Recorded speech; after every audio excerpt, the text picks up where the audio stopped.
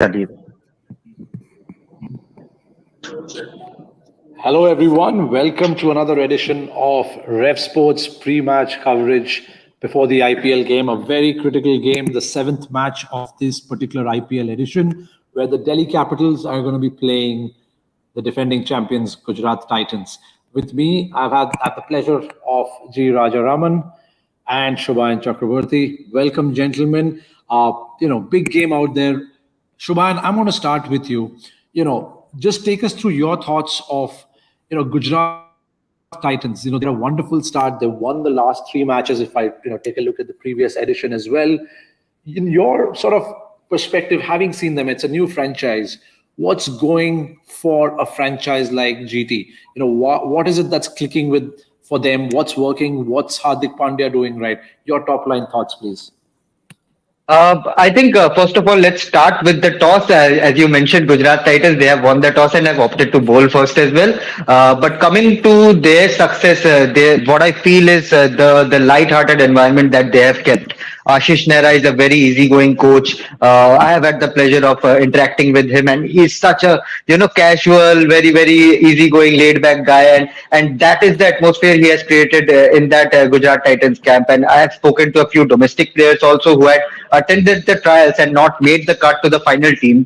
And they have also lauded the Gujarat Titans franchise of keeping that family atmosphere within the camp. Sometimes it gets too overwhelming, too hard on the players to play 2 months 2 month tournament, very intense tournament. You are training every day, you are traveling every day. It sometimes gets tough. But credit to Hardik Pandya, the leader as well, that he has given the freedom to play for the players to play their roles, play their according to their strengths, and I think that has paved way for the Gujarat Titans and their success in the inaugural edition. And they are, I am hoping to them to do well in this tournament as well.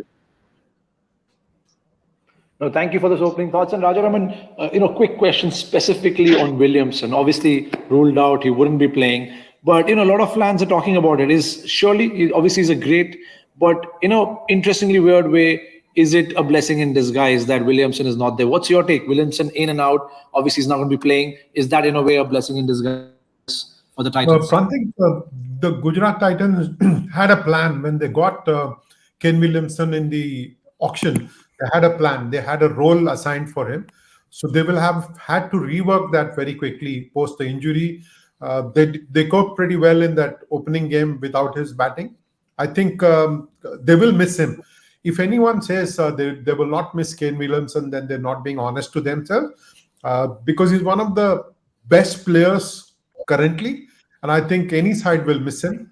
But I think Gujarat Titans has got enough uh, in terms of ammunition to be able to paper the crack that can surface in Williamson's absence. Thank you. Right. Bharat, welcome. Welcome to the show. Bharat, since you've sort of just joined, we're just talking about GT. Shubhayan took us through his views as to what's working. He spoke about Hardik Pandya creating a family-like atmosphere, not putting too much pressure, based on his interactions. He's sort of seen that the environment that GT has sort of created, that's sort of what's really probably growing for them, right? And Rajaraman spoke about Williamson, that from his perspective, he definitely thinks that Williamson will be missed by the Titans. I want to get your sense on Delhi. Obviously without Pant, obviously now we're still waiting for the team, and there's a focus on the South Africans potentially. Miller, Ngidi, Nokie. These are big names. In the T20 format who played for South Africa. Your take on Delhi? What does it need to sort of do to sort of come out of that a bit of a slump, if you will, right? I mean, they've lost the last two games. They've not started this particular edition with a win as well. In your sense, without a punt, with these new players coming in, what does Delhi need to do to sort of come out of this? On paper, they're definitely a good side. So they just have to back themselves. Look at their batting lineup. They have the likes of Delhi, have the likes of Warner, obviously. Shaw is there. Safraz obviously has been performing so well in domestic cricket. There was one great spell from Mark Wood. He really hit the deck very hard and bowled very fast. So anything, it's when someone is bowling so fast, bowling so well, the opposition can collapse. Obviously, that one drop chance went against them.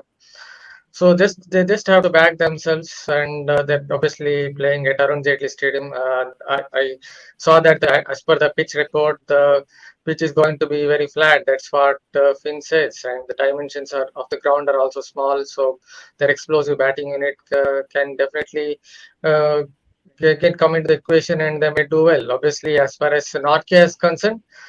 It's again, it's very fast. Someone who hits the deck hard, if he's going to play, he will definitely trouble any team. Only thing that can go against him is I see that the dimensions are very small. So the faster you ball, he could travel faster.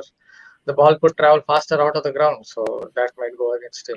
Otherwise, it's a very good team. So All right, good to see you backing them. Well, before I get to the next question, as Shubhan said, Warner had the coin. Pandya obviously called it right, and Titans are going to bowl first. Miller has come in for Williamson, while Sai Sudarshan replaces Vijay Shankar. And for Delhi, well, Nokia is out, and Rovman Powell has come in, and Abhishek Porel is going to get his maiden cap. Before we get to the players, Shubhan, Nokia has come in, and Rovman Powell has gone out. And along with that, Prantik, Abhishek Porel is also making his debut.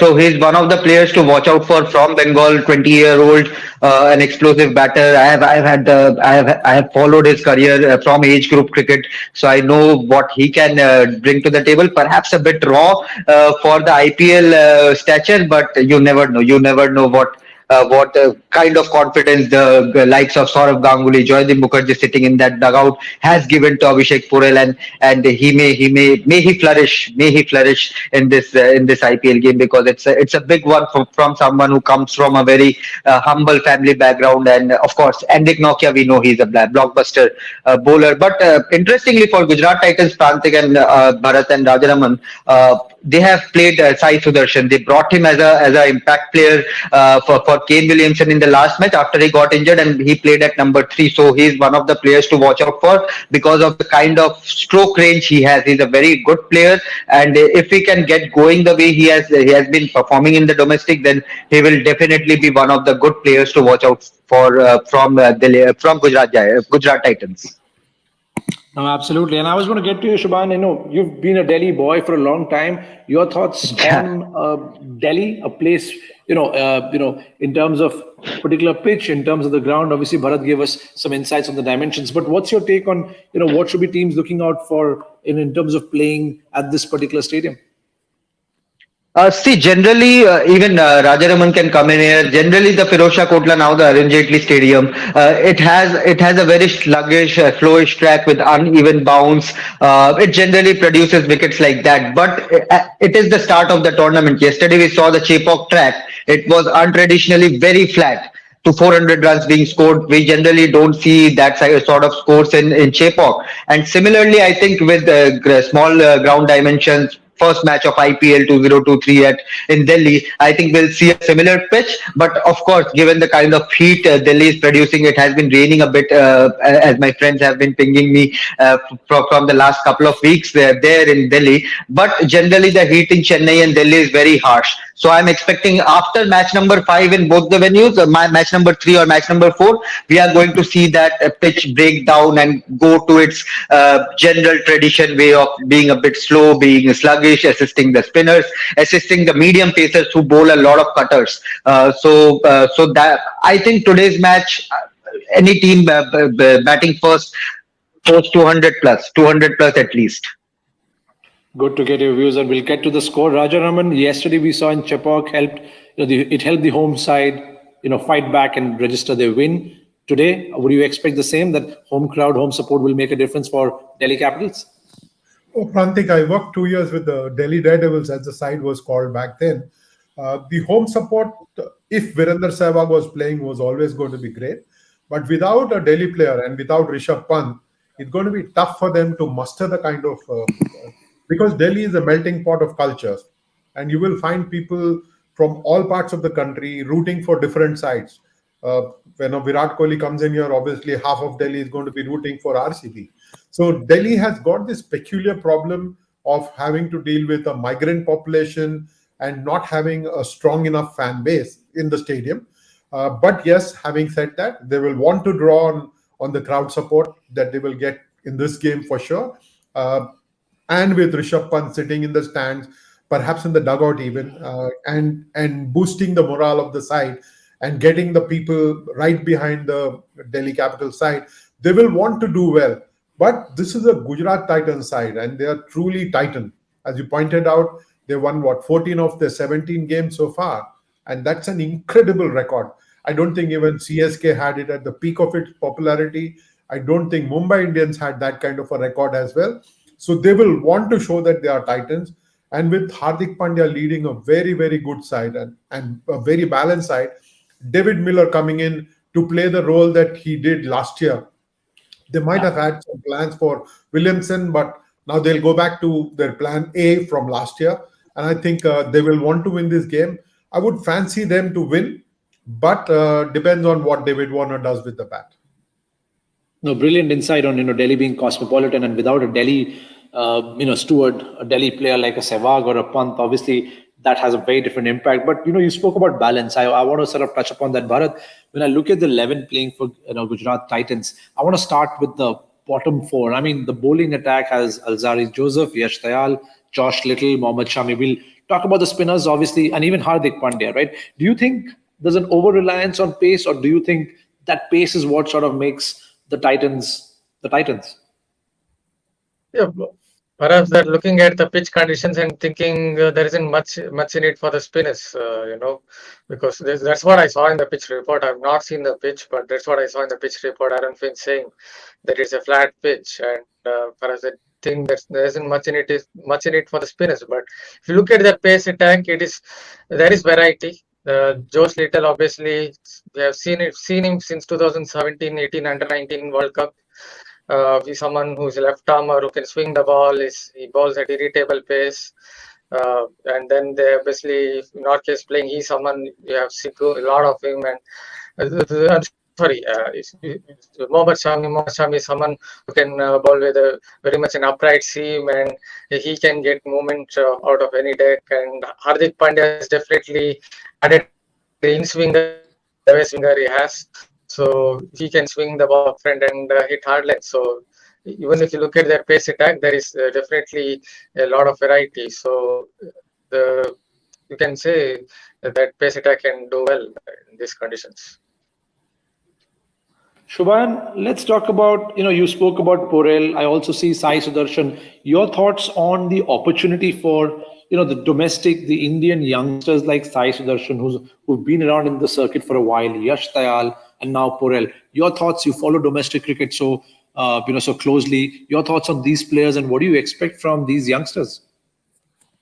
This is this entire IPL. We all know, we have all seen the established world-class players who are playing international cricket. But at the same time, the fun, the magic of IPL is that the lesser-known guys who play in front of empty stadiums in Ranji trophies and other tournaments, it is the thrill that they get to play in front of packed crowds, sharing the dressing rooms with MS Dhoni's, the other world-class players that are coming in from all around the world. And there's a lot to learn. But at the same time, this tournament can change their lives completely. We have seen so many players getting millionaires overnight from this IPL, and at the same time establishing themselves, taking their career a notch above and playing for India in the future. IPL has given that platform. Now a Sarfaraz Khan, who has scored tons of runs, thousands of runs since the last 4 years in domestic cricket, he needs one good IPL to get into that Indian team. Right, that is the magic of IPL. I'm gutted for Rajat Patidar, who has been ruled out from this tournament due to Achilles heel injury. But he was one of the players who could have, if he had a good season, then he could have made his mark and say, okay, if you are looking for a Shreyas Iyer replacement in ODI World Cup, then I am the guy to take it forward. But unfortunate case is that he's not there. And Prantik, we are building up onto the next gen of T20 cricketers. Now that Hardik Pandya is unofficially India's T20 captain at the moment, we are looking at the next gen players. And this IPL, the likes of Tilak Verma, Yashasvi Jaiswal. Yashasvi has been smashing runs for Mumbai in domestic circuit, double centuries in Dulip Trophy, Irani Trophy for India A. But one good IPL season for Rajasthan Royals, and he is there in that India T20 setup. So that is the magic of IPL, and a 5 wicket, a 3 wicket, even a good spell with the ball, one game changing over. We saw Kartik Tyagi in a couple of years back defending to 6 or 7 runs in the final over. That can make you a household name. Suddenly you see a Kartik Tyagi playing a domestic cricket. Fans will say, okay, let me watch this over, and then I'll go and do my other office work that I'm doing. So that is the magic of IPL. It can change lives of play. It has changed life, and it will going to change plenty of lives in the future as well. Oh, very well said. I mean, we've just seen, I mean, just yesterday I was chatting with a friend. We literally made a laundry list of players who have sprung up to the international scene because of the IPL. It's phenomenon. What a wonderful platform that is. Rajaraman, let's talk about the foreign players, right? Varun Chakravarti, Prantik, sorry to cut you short. Varun Chakravarti played a T20 World Cup just because of a good IPL. So that's what IPL can do. Absolutely. And, I just wanted to extend that same conversation that, Rajaraman, let's talk about, people who might be using this platform to make a comeback or sort of, make a mark again. I mean, we've been seeing Bishnoi, he's obviously done well. Your thoughts on, whether it's domestic or whether it's a Warner who wants to stamp his authority as a captain, as an opener, whether it's a Kuldeep Yadav, because again, like Shubhan rightly said, there's a World Cup out there, right? Your thoughts on players, some players, whether from DC or GT, who need to take this IPL as a platform to sort of stamp their authority and make a comeback. Any thoughts on such players that you're looking forward to? Prantik, I'm quite old-fashioned. People will say that. But look at the number of players who've used IPL as a platform to make it to the Indian side or to their respective sides and then faded away just as quickly, right? For every Varun Chakravarti that you mentioned, there are 4 players who have surfaced and vanished, right? So I think IPL is not the best platform to pick players for. Definitely not for the one-day side. I think it's okay if you can pick them for a World Cup in the T20 format. But I think we made mistakes of even pushing people closer to Test match selection because they've had a very good IPL season. What happens then is an Abhimanyu Ishwaran gets left behind completely because he may not score 600 runs in IPL. And because he doesn't score 600 runs, we in the media do not write enough about him. We don't talk enough about him when he should be a good quality test match opener, perhaps a candidate to open in test matches. But unfortunately, our vision is so restricted by IPL that we get caught in this whole whirlwind and then rise with 1 or 2 players who have done well in IPL. I think it all started with Shane Watson using IPL to stage a comeback to the Australian side. And I think while he's a good example, sometimes we tend to go overboard and play far too many players who have had a good season in IPL without testing them for a second season and a third season. What typically happens is bowlers or batters who come in for the first season and excel don't do as well in the second and third seasons because they have been found out by the other cricketers. And I think this is something that selectors always need to remember. And as fans and critics of the sport, we also need to remember that IPL is but a tournament. We should not hype it so much that we start picking India players from this tournament. Very, very pertinent and valid points, and I think I'm glad you shared this. But I want to sort of probe further on this, right? Let's take a specific player like Sarfaraz, right? Like Shubhan said, he's been scoring runs like no one's business in domestic cricket, yet hasn't sort of the doors haven't been opened for him at the international level. Someone like him, would he not want to use this as a spotlight to be seen, to make an impact? Because to your point, I agree, it hasn't been a sustainable sort of window to sort of pick players for the long run. We've made some mistakes, but the reverse, where people have done well in domestic yet haven't sort of been in the limelight, or the media may not have written enough. And one name that keeps coming to my head is someone like Sarfaraz. What would you say to him? Would he not look at this as a platform to do well and sort of be seen and to sort of hobnob with the right folks in the Indian cricket circuit? I think so, definitely. Everybody's got an opportunity, Prantik. The IPL is a platform where there are 40,000-50,000 people minimum in every ground and millions watching around the country and outside. So it is a great platform. There is no doubt about that. Someone like a Sarfaraz will want to re-establish himself as a front runner for an India spot. I think he's also trying out some wicket-keeping skills, if I'm not mistaken. Yes. This is what Rahul Dravid did to establish his place in the one-day side thanks to Saurav Ganguly, and then become that great test batsman as well. His footwork changed, his glove work changed. I think his you can see before wicket keeping and after wicket keeping what Rahul Dravid's career was. I'm not saying he was a Yeah. bad player before; he was a very good player, but he became a great post the wicket keeping challenge that Saurav Ganguly threw at him. Hmm. So who knows? Sarfraz might yet be the jack in the box, might be the surprise package that the selectors can come up with for the World Cup because he can bat really. I mean, to say that is an understatement, but to have an additional skill, and this team is looking around because Rishabh Pant seems a little doubtful at the moment to get ready for the World Cup, and if this team start thinking more and more of KL Rahul as wicketkeeper batsman, we might be in for some trouble in the World Cup.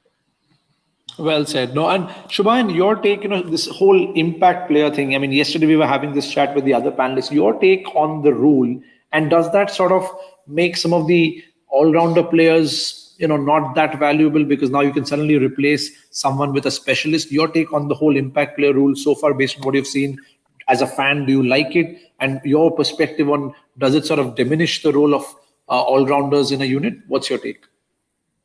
Prantik, it's like a double-edged sword. As a fan, if I sit to watch a CSK versus MI and you are suddenly seeing someone replacing someone, I'll say, okay, this is interesting. He might change the game completely. But at the long term, when we are saying IPL can bring a chain of players for your next gen India cricketers, right? It is not good from that regard because we need all-rounders in T20 cricket. England, Australia, they are packed. South Africa, they are packed with all-rounders, and that is why they are doing extremely well in the shortest format. And now with this impact player rule, you are breaking that chain in the IPL of that all-rounders. And Aman Hakim Khan, who could be your next all-rounder, next pace bowling all-rounder, he's sitting on the bench today just because he's been used as impact player and his role is now okay. If we have a collab, then we might send you at number 7. If one of our bowlers are not doing well, then we might use you in the second innings as an impact player. So the roles of the proper all-rounders, it is being diminished. Okay, unless you are as good as Hardik Pandya, but we are talking about players coming from domestic to the IPL and then to the India setup, then India, right? So it is not correct to, the developing players, you are cutting their chain short. You are not saying that you are not giving them the opportunity to flourish at IPL stage just because of this impact player rule. It might sound extremely fun. I am liking it personally, but at the same time, I have that in my mind. Okay, an Aman Hakim Khan is not getting game. Sai Kishore, who has done extremely well for Tamil Nadu, is not getting games due to this impact player rule. So it's a double-edged sword, as I said, but hopefully teams will find a way to maybe replace the specialist batters or bowlers for all-rounders or for their take. If a David, for example, if a Prithvi Shaw is out, who is a one-dimensional player, can only bat. If he is out for cheap, then substitute him with a batter or a all-rounder or a bowler if you want. If your bowler has completed his four over quota, then substitute him with a specialist bowler or someone like an all-rounder. Just don't make the all-rounder sit because these are the guys who will make you win matches for India in the multi-utility skill players in international cricket. And that's the long-term debate is IPL necessarily the rules and the format? But Rajaraman was nodding his head. He was nodding his head. No, and that's why I appreciate Rajaraman's point. I find it curious, Prantik, that when someone is dismissed, you still allow that man to be replaced and one more batter goes in. Imagine a Virender Sehwag being dismissed first ball, and you have Gautam Gambhir at the other end. And suddenly we are saying, okay, we will include Sachin Tendulkar as the replacement, as the impact player for Virender Sehwag. If he's been dismissed, he's been dismissed. Okay, so this is not a 12-player sport. It is an 11-player sport. And by extending it to 12 players, I think some of the grammar has been changed. But maybe I need to change my own thought. Maybe I need to learn new grammar. Maybe I need to... No, you are absolutely spot on, Raja sir. You are absolutely spot on. It's like a player receiving a red card in football and then getting substituted. Right. No, it doesn't work like that. But then the counter argument to that, Shubhayan, is in basketball, if you have got 5 balls and you're out, you are allowed a replacement. You can. So they might come up with any argument, but it is not working too well because You see, teams haven't understood this basic thing that you can have only four overseas players in the side, and no overseas player can come in as an impact player if you've already got four in the 11. They still Right. include an overseas player as an impact player, which means they haven't Maybe understood for a concussion substitute, maybe as a concussion substitute, they have something in mind. can be outside the impact player. It can be anybody from outside Okay. because it's a like for like Okay. substitution that happens. It is not as if Okay. Khalil Ahmed can replace somebody else, right? I mean, Hmm. a Hmm. concussion is only a like for a like replacement, and that can happen Right. from the whole squad. I think teams haven't understood the rule well. I think the rules have been contrived a little bit, and I truly hope that they say that a batsman who has been dismissed cannot be replaced by a batsman to play in the same innings. And similarly, as you pointed out, Shubhain, you should not allow a bowler to replace a bowler. So it means that instead of five bowlers or six, you're playing with seven. Imagine Hmm. someone who's very good with the new ball, bowls his 4 overs through, and then somebody who's very good at the death comes in and bowls for those 4 overs. I think Right. it is Right. unfair. I think they're making us look at a slightly different game to what we have been used to, but maybe we need to get used to that new idea as well. No, Rajanaman, I would say stick to your Renan Martin because while the grammar may be changing, certain things are sacrosanct. And also, I mean, I agree that if you look at it so far, I mean, Tushar Deshpande, I don't think I don't, it'll take a while, I think, for teams to sort of get adjusted. I don't think necessarily just because you have that option, it necessarily needs to be activated. And I don't think it's worked Right. that well yet. We need to wait and watch. But well, I think gentlemen, it's we have unfair. to. I think it is unfair, but Tushar Deshpande is the most unimpact player at this point of time. Absolutely. I mean, yeah. Less said, the better. I mean, Dhoni, I think, made it fairly clear that if his team does what they've been doing, they'll probably have to play under a different captain. Would love to continue the chat, but we have another couple of minutes to go. Let's talk about predictions. Two things. I mean, Shubhayan, I'll get to you in terms of your predictions of score and what are you sort of looking forward to the game and who do you think is going to win. And Rajaraman, if you can end the show with your thoughts on specific battles that you want to see today. Shubhayan, your thoughts, predictions of score, and who are you backing to win today? I think if I have to look at the score, if I have to look at the playing 11 once, then I will say Delhi Capitals at their home ground should do well. They are batting first. They should post a good target, maybe a What's a good 190 target? plus to a 190 plus, at least bare minimum 190 plus, and then chase down because they have a good bowling unit. All right, so you're backing Sorry, Delhi to defend come it. good at the Yeah, home yeah, defend and their home ground. Rajaraman, your yeah. thoughts on specific battles between the two teams that you're sort of excited about tonight? It's going to take a bit of time coming, but Enric Noke versus Shubman Gill is something that I'm really looking forward to. And Rashid Khan against the Australian batters. I think it'll Hmm. be interesting to see how he bowls to the likes of David Warner and Mitch Marsh, who has had a forgettable start to the season, but can come back and score all those runs for Delhi.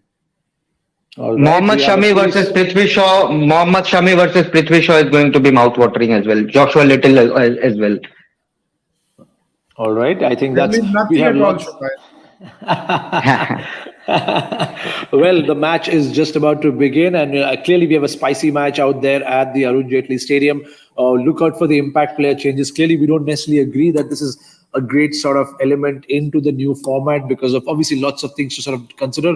And I think to me the highlight of today's show really is Rajaman, as you said, we're not really necessarily sure that this could, is IPL necessarily a great format for the future of Indian cricket? Questionable, because obviously we have had cases on both ways.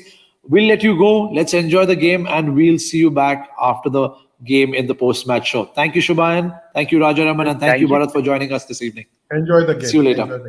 Thank you. Bye. Sorry, I had tech issues, so that's why I do.